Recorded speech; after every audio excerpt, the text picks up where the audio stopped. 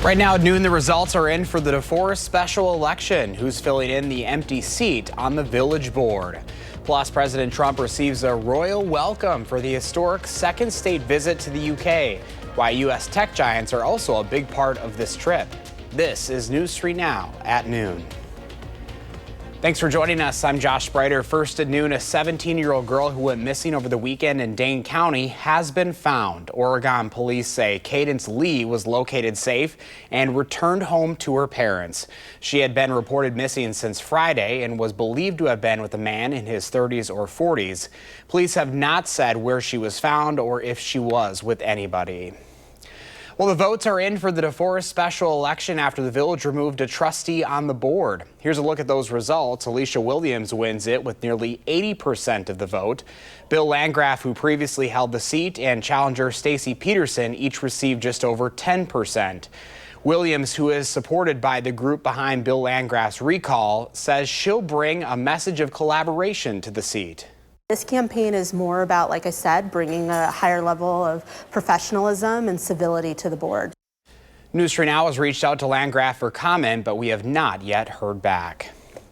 Another Democrat is entering their name into the race for governor. State Representative Francesca Hong says she will focus on a progressive agenda to benefit the working class. In addition to serving in the state assembly, Hong works as a bartender, dishwasher, and line cook. Hong also calls herself a wild card in the race. She joins other Democratic candidates, including Lieutenant Governor Sarah Rodriguez, Milwaukee County Executive David Crowley, and State Senator Kelda Roys. On the Republican side, Washington County Executive Josh Showman and suburban Milwaukee business owner Bill Berrien are the only announced candidates. The primary is 11 months away in August 2026. The general election will follow in November. The contract for the Dairy Drive homeless encampment will not be extended after the Madison City Council failed to get enough votes. Despite 10 alders voting yes and 9 voting no, 11 yes votes are required for a passing motion. The property, which provides on-site mental health, medical, and social support, was originally funded by one-time federal COVID relief funds. According to the City of Madison Community Development Director Jim O'Keefe, those services cost between $60,000 to $70,000 per month to maintain. Occupants will have to leave by September 26, with the encampment's final date scheduled for September 30th. On the Health Watch this afternoon, the Wisconsin Department of Health Services will continue to recommend the COVID vaccine for all Wisconsinites 6 months and older. This comes as Governor Evers signs Executive Order 275 to urgently protect access to vaccinations. The DHS issued a statewide order allowing most people to get the vaccine at pharmacies without a prescription.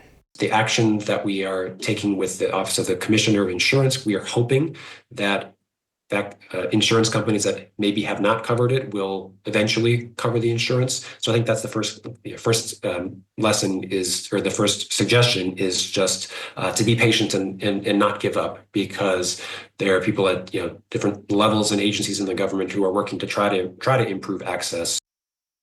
A new poll, however, shows more parents are becoming skeptical of vaccines. The poll shows 1 in 6 parents skipped polio or MMR vaccines, which protect against measles, mumps, and rubella. Parents who didn't vaccinate cited concerns about side effects and other risks.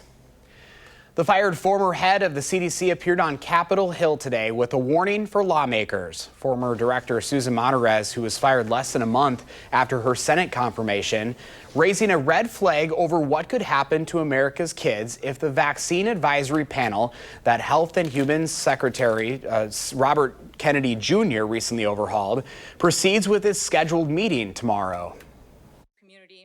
Based on what I observed during my tenure, there is a real risk that recommendations could be made restricting access to vaccines for children and others in need without rigorous scientific review. Monterez also says she believes she was fired because she would not commit to advance to approving the recommendations from the vaccine advisory panel and would not dismiss career scientists without cause.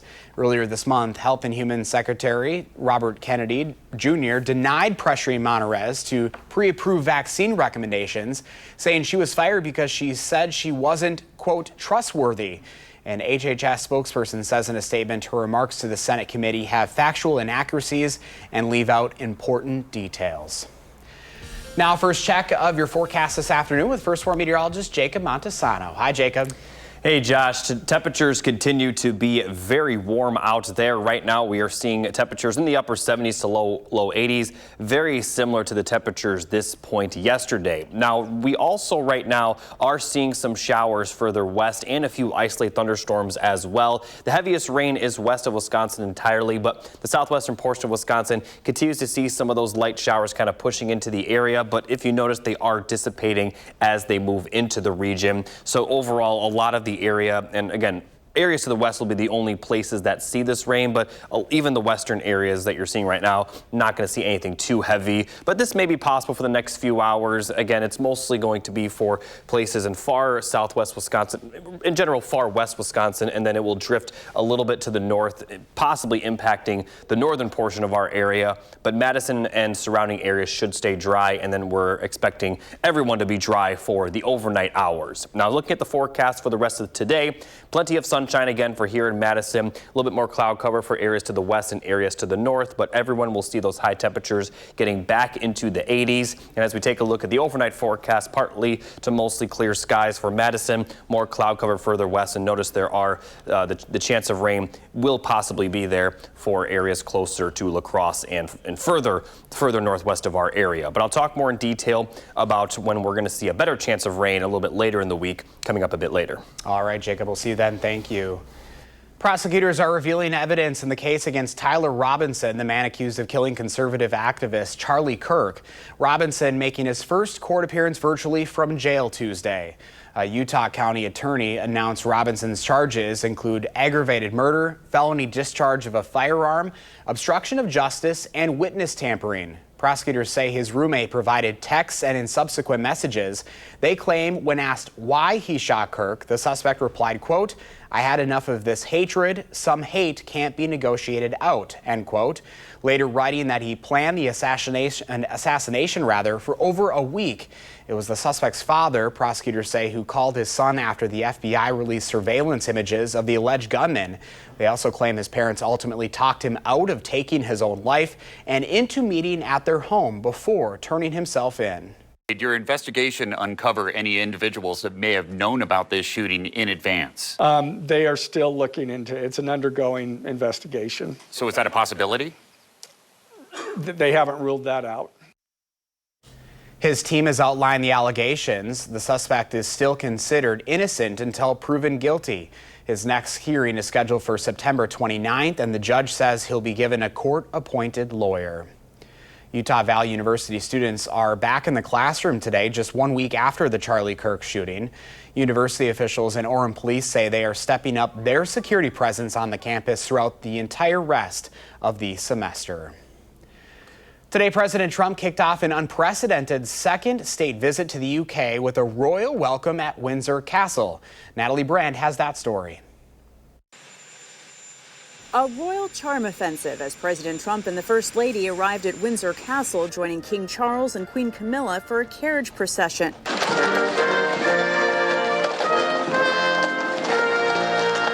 The pomp and pageantry included 1,300 members of the British military, 120 horses, and royal bands.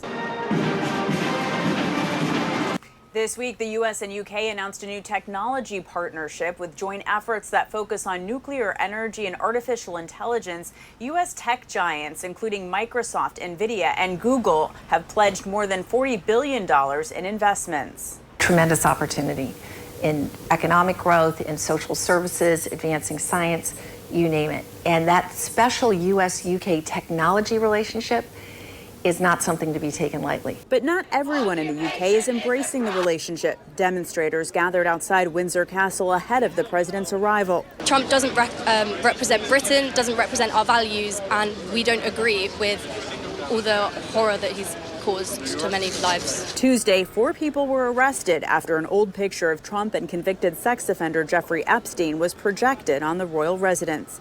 Natalie Brand, CBS News, the White House. Coming up next on News 3 Now at noon, when Target is expanding its next day delivery, plus how President Trump is finding TikTok a new owner in the U.S.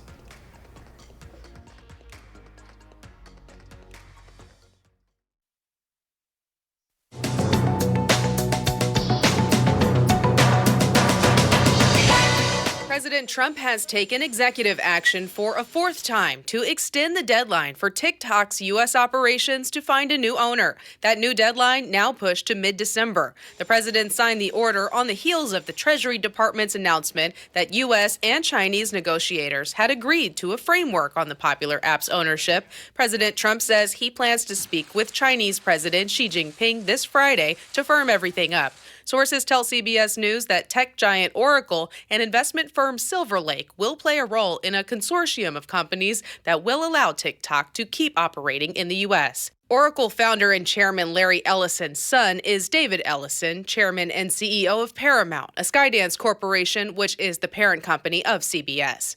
Back-to-school shopping helped boost retail sales by 0.6% in August compared to July, according to the latest Commerce Department report. That's the third straight month of gains, following sales declines in April and May. And Target is expanding its next-day delivery by the end of next month, adding 35 additional cities across the U.S., including Cleveland, Orlando, San Diego, and St. Louis. It's part of Target's strategy to compete with rivals Amazon and Walmart. Target says it plans to add another 20 cities next year. That's your CBS News Money Watch report. For more, log on to cbsmoneywatch.com. At the CBS Broadcast Center, I'm Jesse Mitchell. Here's the stock report at the noon hour. The Dow is up 223 points. NASDAQ is down 120, and the S&P 500 down this hour 15. Right now, our call for action volunteers are in the building taking your consumer complaints and taking action on your behalf. Call for action at 608-270-2833 or submit a claim anytime at channel3000.com/call-for-action. And a reminder, our Call for Action team is holding a telethon dedicated to solving your problems tomorrow. Our very own Michelle Renee Quinn will host from 4 to 7 Thursday. Our Call for Action volunteers will be taking your consumer complaints live. We have the farm numbers straight ahead at noon, along with the first warn forecast. And later on live at 4, we'll take a deeper dive into the results of the DeForest recall election and what it means for the community.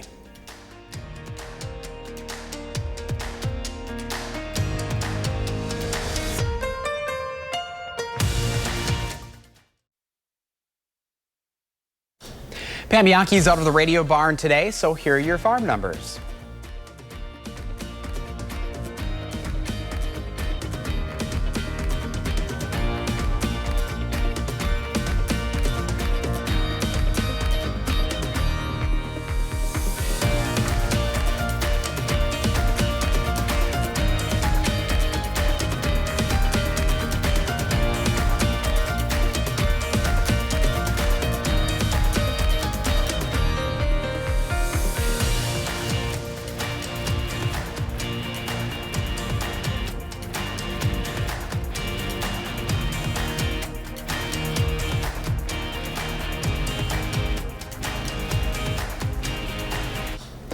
First warn traffic note for tomorrow. Country artist Luke Bryan is making his return to Klondike Farms in Brooklyn as part of his farm tour. The Dane County Sheriff's Office says there will be heavy traffic with more than 13,000 people expected to attend. If you're heading to the concert, be sure to use event parking. Additional parking will be available at the intersection of Highways 92 and 14. Drivers should follow posted signs and avoid walking along the highway for safety. If you're not attending the concert, you're strongly encouraged to take an alternate route. Parking opens at 2 p.m., gates open at 5, and the show kicks off at 6.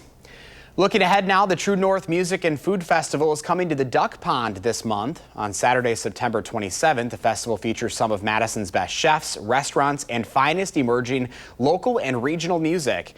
Our partners at Madison Magazine are a proud sponsor of the event. Tickets can be found at truenorthfest.com and start at just $15. $2 from each ticket sold will benefit domestic abuse intervention services and the Dane County Food Collective. Well, we are staying warm and dry for now. Here's meteorologist Jacob Montesano with the first warn forecast. Hi, Jacob.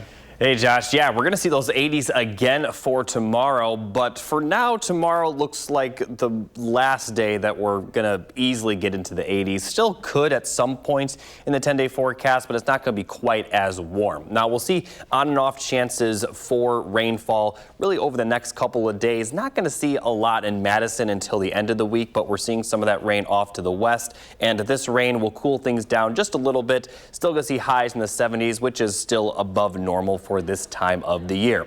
So as you take a look at future track, we could see a few isolated showers for areas to the west and north through the evening and overnight, but Madison and areas to the south and east almost certainly going to be dry. Once we get to Thursday, once again, a chance of some showers, especially for areas to the west. Still not expecting much rain for us here in Madison, but we are going to see a little bit more cloud cover, and we also could see a chance of rain for areas to the north. Now, once we get into Friday, the rain chances continue to increase a little bit. Again, it's going to start out for areas to the west, but as we get into the daytime on Friday, I do expect to see some of that rain drift further to the east and eventually impact Dane County. Could see some pockets of heavy rainfall, but for the most part, we're going to see rain in the form of showers, and this rain is expected to continue, at least the chance of rain will continue into the overnight hours Friday and into Saturday. From there, we are just going to continue to see the chance of rain throughout the weekend, although the rain is not going to be completely nonstop for Friday and Saturday and Sunday. The chance of rain will kind of be there at any point during the day, so just be aware of that. Not going to be a complete washout by any means for any days, but chance of rain Friday, chance of rain Saturday, and chance of rain Sunday. It does look like Saturday and Sunday will have the better chance of rain. We may continue to see some of those showers for Monday. Now, as we take a look at the temperature forecast, again today, we're going to be in the 80s again, middle to lower 80s with a little bit more cloud cover for areas to the west, but still a lot of sunshine for us here in Madison and places to the east. Tomorrow, 80s are expected to be back in the forecast, a little bit more cloud cover, but still a decent amount of sunshine for much of the area. And then from there, we're going to see the 70s return, but we still could see a few 80s here and there throughout next week. And notice the normal high is 73. So even when the temperatures fall and we'll see highs in the middle 70s, that is still easily above normal for this time of the year. And those 70s right now are expected to continue for much of next week and even beyond just the next 10 days. The end of September and maybe even the beginning of October, we'll see above normal temperatures. And at this point, above normal temperatures, we're talking about highs in the 70s. So we're starting to get to the time of the year where, above normal temperatures are still can be cool at times, with the 70s during the afternoon. I'm not necessarily talking about that. More so the overnight lows may drop into the 50s, but that would still be above normal once we get toward the end of September. It's just kind of that time of the year. On average, temperatures will fall. It hasn't really felt like it lately, but fall is right around the corner, and not necessarily going to, see those fall-like temperatures, but it at least will be cooler compared to where we have been. And as I mentioned, we are going to see on and off chances of rainfall throughout the weekend, but I don't expect to see complete washout conditions. All right, Jacob, thank you. After the break at noon, we'll see what Howard's making in the Mr. Food Test Kitchen. Whether you're a dunker or dipper, you'll love what we're whipping up today. It's a homemade onion board that tastes like it just came from a bakery. This is the time of year when we find ourselves craving soups and stews, since they tend to warm us up from the inside out. And if you're like me, then no bowl of soup, chili, or stew is complete unless there's something to dunk in it. So let me share with you an old world style onion board that's good for dipping, dunking, or wiping the bowl clean. We start by browning a large onion in some butter until it's golden. While that finishes up, we roll out a loaf of frozen bread dough that we've thawed and place it on a rim baking sheet. Once it fits perfectly, we brush it with a beaten egg and spread the sauteed onions over it.